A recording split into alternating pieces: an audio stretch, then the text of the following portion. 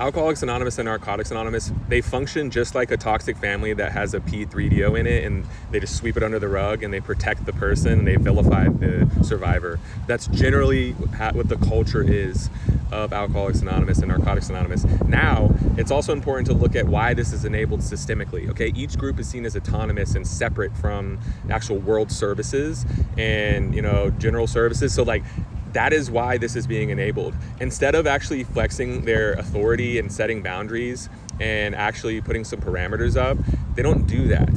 They enable the behavior by, again, labeling each group as autonomous and just go to another group if you want. And so this is extremely dangerous.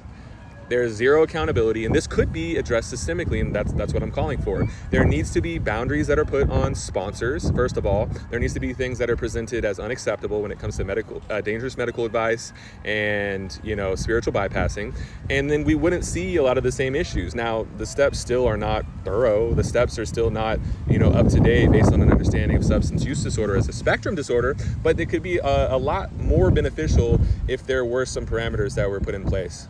Now look, if you have a home group that is more on top of stuff like this and whatever, great. But if you comment here and say, well, my home group isn't like that, that's a red flag.